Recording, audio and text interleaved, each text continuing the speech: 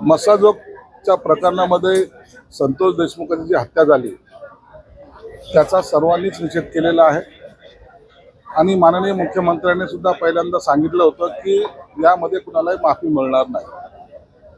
त्या पद्धतीने तपास चाललेला आहे, चार्जशीट दाखल झालेला आहे आणि आता त्याचा रेग्युलर जी काही ट्रायल होईल त्यामध्ये जो आरोपी निष्पन्न होईल त्याला न्यायालय जी शिक्षा देईल ती सर्वांना मान्य करावं लागेल। परंतु या प्रकरणामध्ये धनंजय मुंडेंचं नाव वारंवार घेतलं जात होतं।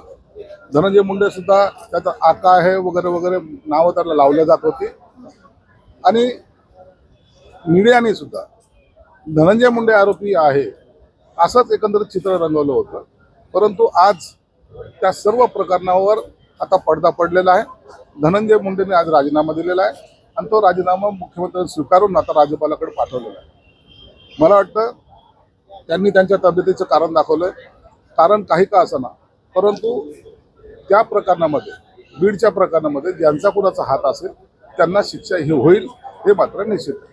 ज्याला उशीर झालेला आहे, 3 महिने प्रकरण धरतात होतं, मात्र अद्याप असंवेदनशीलता जी आहे ती धनंजय मुंडे यांच्याकडे दाखवण्यात आली होती। अखेर जनतेने एक अप्रोच केल्यावरती त्यांना राजीनामा दिला। बघा, धनंजय मुंडेचा राजीनामा घेण्याचा अधिकार हा अजितदादांना आहे, मुख्यमंत्र्यांना आहे आणि त्या नेत्यांनी योग्य वेळी राजीनामा घ्यायचं जेव्हा ठरवलं त्या टायमाला तो राजीनामा घेतलेला आहे, म्हणून त्याच्यावर आता जास्त भाष्य करण्याचा अर्थ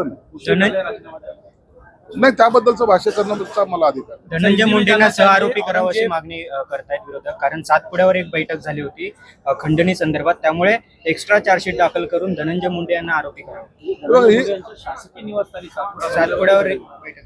हे बघा, यात सगळ्यात चौकशीचा भाग आहे। या चौकशीमध्ये जर असं काही घडलं असेल तर निश्चित त्याची चौकशी केली जाईल आणि त्या चौकशीमध्ये निष्पन्न झालं तर मग न्यायालयाच्या किंवा पोलिसांच्या तपासामध्ये जर आलं तर ते सुद्धा आरोपी होऊ शकतात। आदित्य ठाकरे म्हणतात संपूर्ण सरकार बरखास्त केलं पाहिजे, अशा पद्धतीने उशिरा राजीनामे घेतले जातात। आदित्य ठाकरे काय म्हणतात त्याला आम्ही महत्व देत नाही, परंतु या प्रकरणामध्ये आरोपी जो असेल त्याला शिक्षा देण्याचं काम हे सरकार करेल।